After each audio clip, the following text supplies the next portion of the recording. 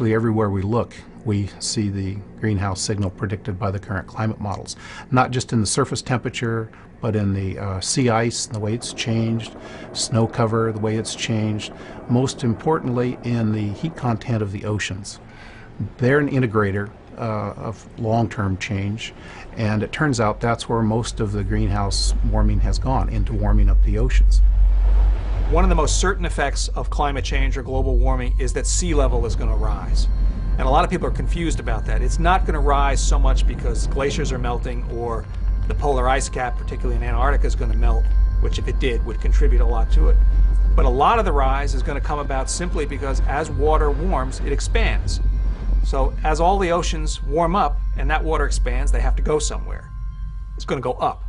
Now, it would be simple if the sea level rise came by itself, but it comes with things like storm surges, and it comes with things like tidal change, and it comes with additional consequences that exacerbate some of those smaller shifts. One of the things we're seeing in the ocean is a changing pattern of the salinity. We're finding that the tropics are getting saltier, and the high latitude ocean, especially in the North Atlantic, is getting fresher.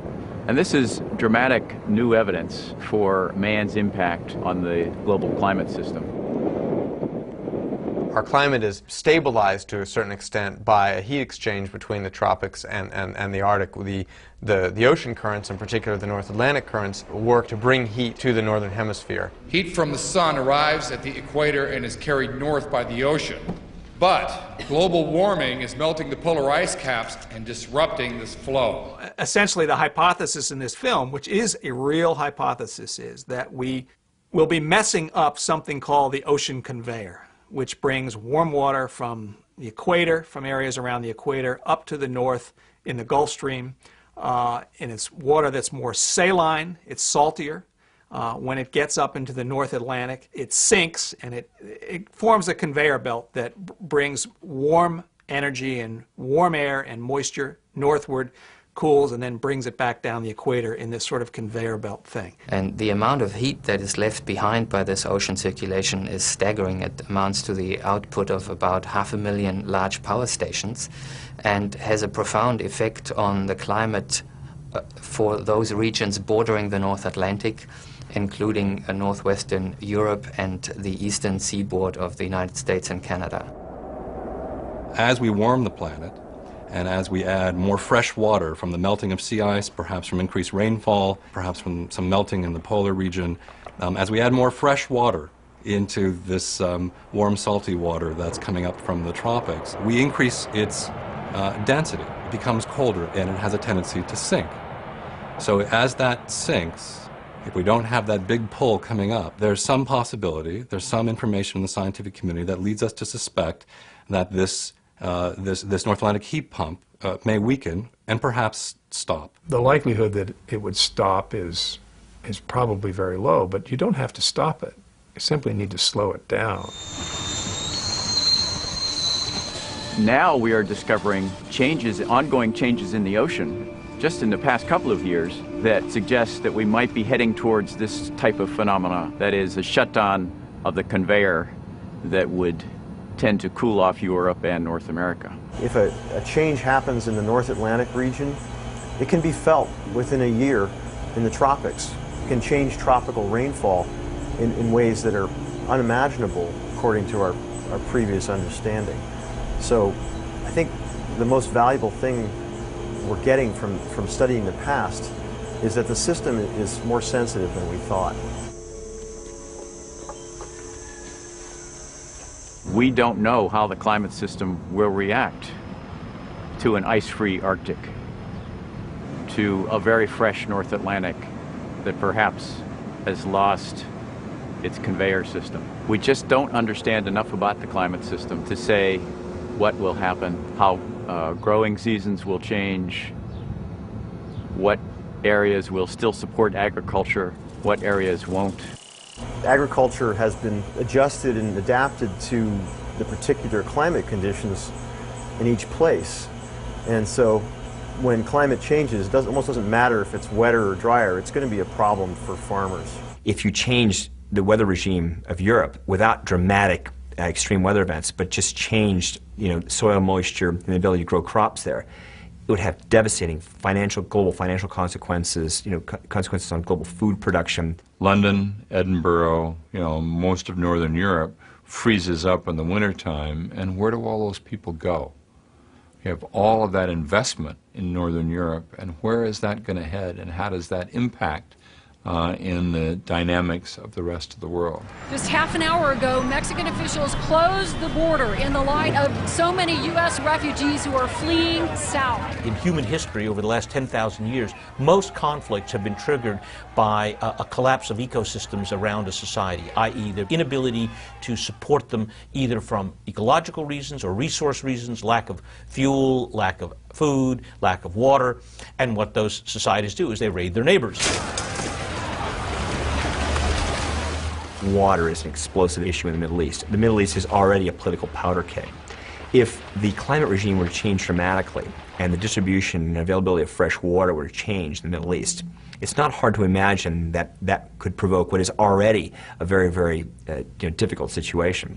We're going to see many of the arid and semi-arid areas around the world become even drier.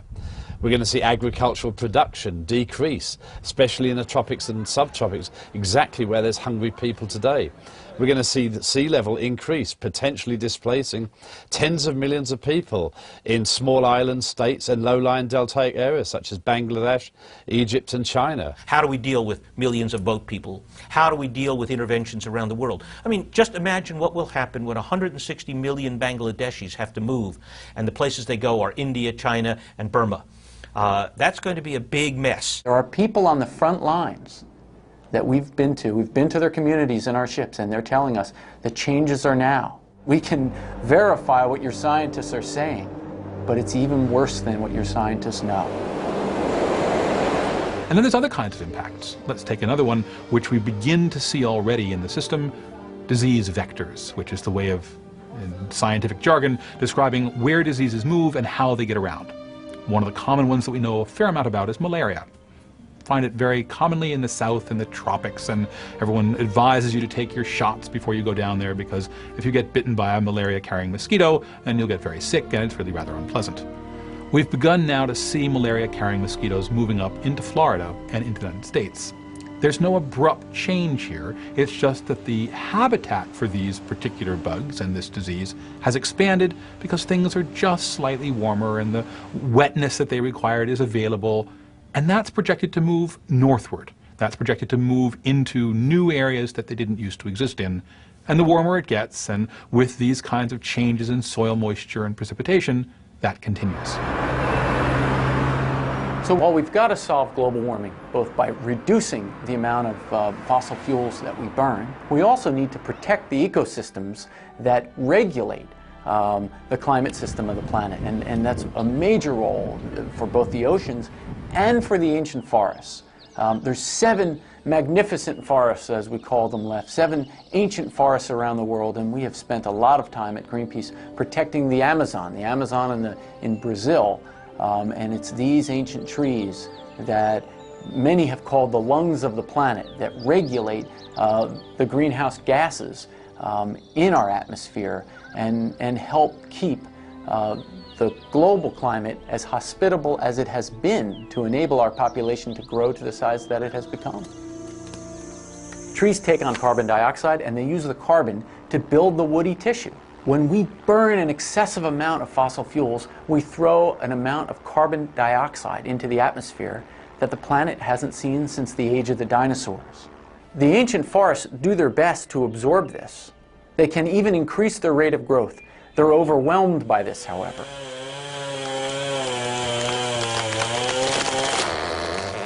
Then, to make matters worse, when these forests are cut down, all the carbon that has been absorbed into these forests, the trees, the branches, the leaves, and the soil, is released into the atmosphere, magnifying the problem and eliminating one of the great sinks for this carbon dioxide to be absorbed into.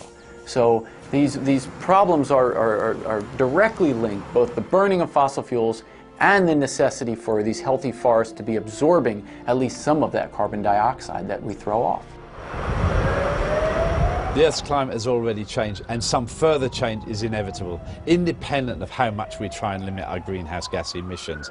We should limit greenhouse gas emissions to minimise the change, but some change is inevitable. That means we're going to have to learn not only how to limit greenhouse gas emissions, but also how we're going to adapt to a changing climate.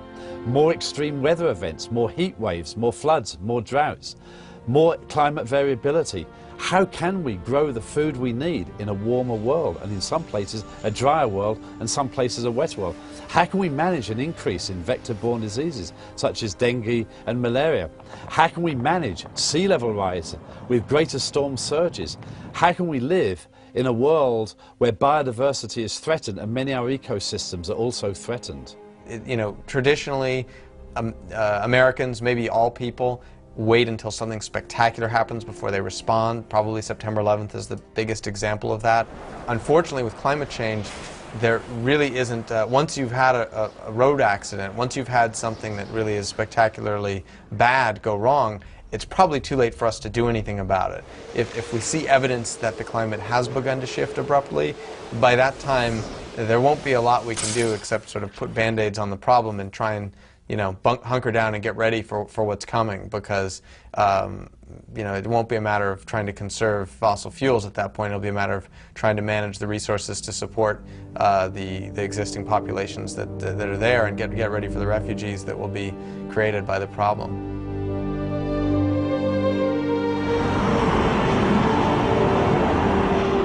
The US is about 5% of the world's population, and we emit about 25% of all greenhouse gases. If the rest of the world wanted the same per capita emissions as the United States, it would be a totally uninhabitable planet. So we are, both historically and currently and projected into the future, a very significant contributor to the problem. China, India, and the United States all are very heavily reliant on coal. And in China and India, you know, they're just starting to be rich enough to be able to purchase cars, so you're having really rapid motorization. We currently use 20 times more energy, CO2 emissions, than the average person in India, 10 times more than the average person in China. If they were to use the amounts of CO2 that we emit, the Earth's climate would be many, many tens of degrees warmer than it currently is. The big hope is that there'll be enough economic growth in places like China or India so that they'll kind of leapfrog over our coal-based technology, or our carbon-based technology, we might call it, and go to renewable energy or go to hydrogen as a source of fuel in the future. But that actually is not the pattern that is happening, and if you look at it pretty carefully, they're following our path. China is the second largest emitter of greenhouse gases in the world. But they're a developing country. There are still 200 million people living in China living on less than $1 a day. And to go to China and say, you need to be doing more to reduce your emissions, when the United States is not doing that, politically it's just a non-starter. And so there is a real issue of how do we proceed, and the answer is industrialized countries should start taking steps now to decarbonize their energy systems, use the energy we produce much more efficiently, manage our land resources much more effectively, and then as we start to take those steps in the industrialized world, we need to find ways to work with India, China, and other developing countries so that they can also be part of the compact. Global warming has made the world smaller than even airplane travel. The Europeans are measuring air pollution that is blowing across the Atlantic from the US. The US, people here in the US, are breathing air pollution that's coming from China. So for the first time in human history, we're challenged with all surviving together, or it's doomsday alone. This is not a question that any one country can solve. The world's largest emitter is the United States, and it is a much bigger emitter than the number 2 player. But we're only responsible for about 20% of the collective emissions. That's a big number, but 80% has to happen someplace else. Unless you get some kind of an interactive, large-scale international program, you can't solve the problem. So the internationalism of the whole issue, I think, is evident.